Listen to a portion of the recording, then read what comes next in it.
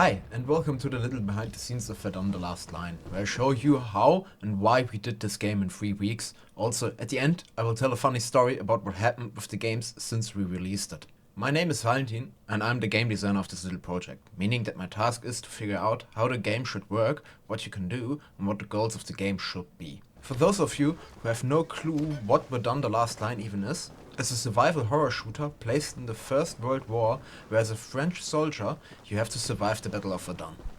We made the game during the prototyping of the School of Games, and the topic was spiritual ancestors, meaning we had to find a game and let us inspired by it. Our inspiration was World War I, Verdun, Eastern Front. But instead of just making a second part game, the idea was to twist the perspective of the game. Unlike Verdun, Eastern Front, we wanted to show the Battle of Verdun as a dark and horrific event that it was, which is why we made it a horror game.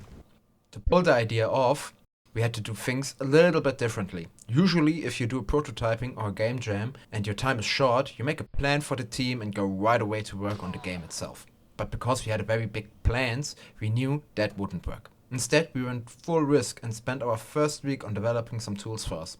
The most important one was the spline tool, which allowed us to place the trenches on the map and the environment would scope automatically around the trench. Those tools helped us a lot in the second week, and in the third week we were able to add little details to the game. For example, we also made a system that plays different death animations depending on where you shot from and where you hit the enemy. Despite all these efforts, we never thought that our prototype would be so well received by the community. But here we are.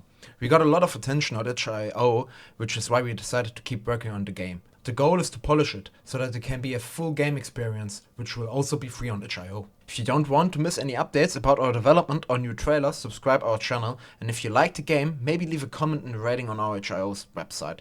It really supports us, and we appreciate your help. And now to the story promised at the beginning. Our game got stolen. Well, not directly stolen, but a website decided to upload our game on their own without asking us and advertise it before download without mentioning anything about our itch.io site or our YouTube channel. Luckily, we have our credits in the prototype as well, but they even advertise it as a full game, even though it's just a prototype. Despite that, it's somewhat interesting to see our game listed right next to games like Far Cry 5 or The Forest. But please be warned that we only have our game on itch.io. And if we ever place it in another store, we will update you on our YouTube channel. Thank you for watching, and I hope you enjoyed this little insight into our video game.